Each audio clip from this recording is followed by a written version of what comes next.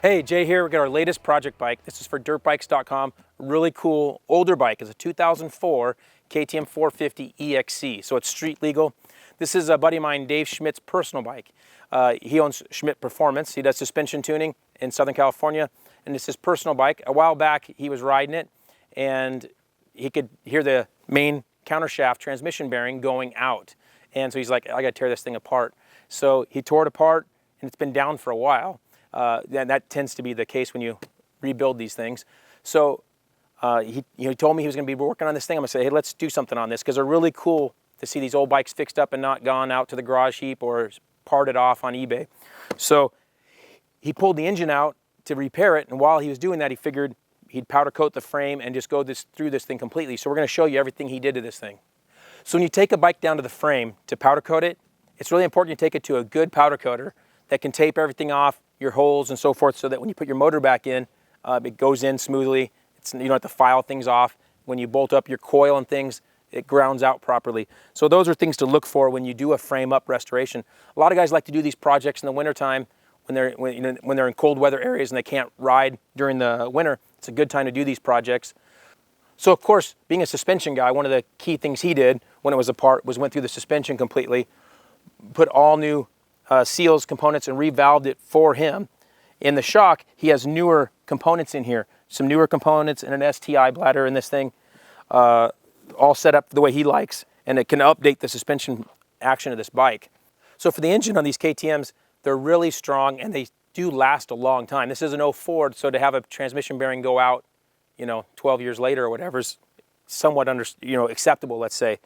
So he replaced that bearing. The crank was okay. Went ahead and put a new Vertex standard compression piston in there, new valves and springs, so this motor should last a long time. The clutch was even okay. So he checked everything, of course, with new seals and gaskets to make sure the thing would last him a long time. The carburetor went through that thing completely. It already had good jetting, so he just went through it, cleaned it, new seals in there. So to go with the engine, the stock header was still in fairly decent shape, so we just put a FMF slip-on on since the stock one was beat up, and we wanted to get a little bit better performance at the same time. So with a dual sport bike, especially, you want to have good lighting. Got the Trail Tech headlight. Also have the dual sport kit. He's got the blinkers tucked in here really nicely, really cool. The Baja Designs kit. So for the plastic on this thing, we have the Polysport plastic with some attack graphics custom made to kind of show everybody we worked with on this thing. Really cool look. With the Moto Seat went through, and we used to have when this thing was bought, second or third hand, the thing had a real low seat on it.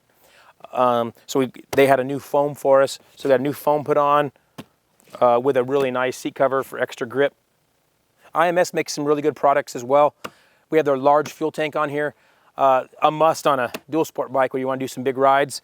They also make some really cool foot pegs, and they have a larger Core 1 foot peg now for a lot of these KTMs. So a really good footprint, and especially when you're on these long rides, really nice to have on there.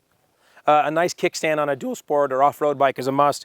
Pro Moto Billet makes really durable, strong ones. We have that on here, along with the TM Designs chain block to help against any smashing and bashing there.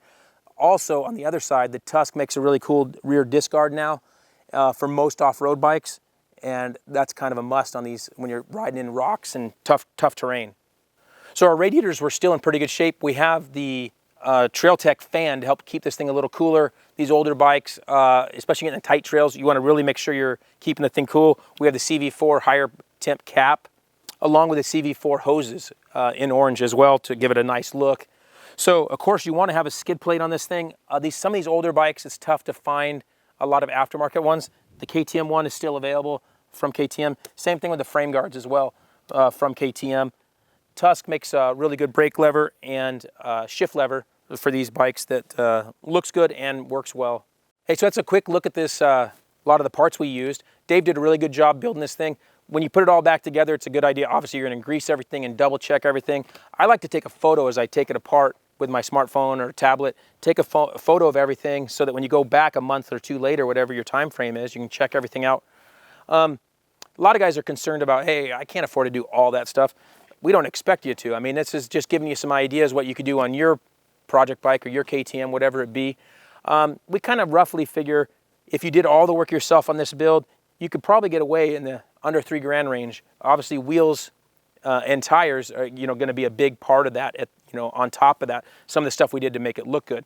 So some of that's going to, you know, fluctuate with, you know, how much stuff you choose to do. But on this bike, you know, $3,000 range, you could probably, you know, get pretty close to this kind of build, which sounds like maybe a lot of money, but a new street legal EXC can be well over, you know, 12, 13 grand, and used in good shape, these EXCs still get a really good value for them. So it can still be money well spent. So we're going to see what dirtbikes.com thinks of this thing right now.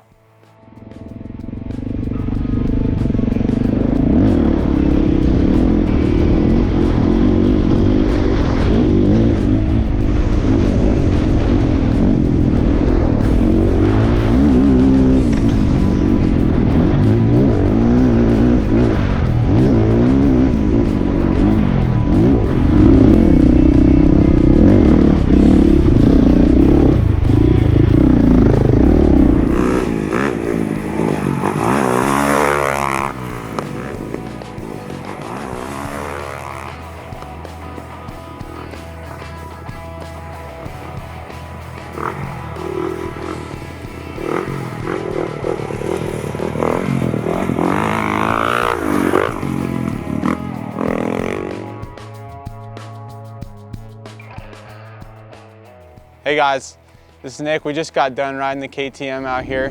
Dave Schmidt did an awesome job on building this machine. Very good motor. It's an older bike, so you know you get what you get with the carburetor, but this bike is a very good machine, strongly built. I really enjoyed how, you know, non-aggressive it was, but very good on the low end power.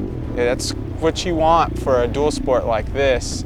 Something easy to ride and maneuver around. The suspension on the bike was a little soft for me, but for your average guy, it's going to be great while you're out, you know, doing trails or riding the pavement or just hanging out with your buddies. I think the handling of it is really good at a good pace and nothing too aggressive. So if you have an older machine like this, it's definitely worth your money to go out, find the parts, and build a great dual sport. For the full story, check out dirtbikes.com, and we'll see you next time.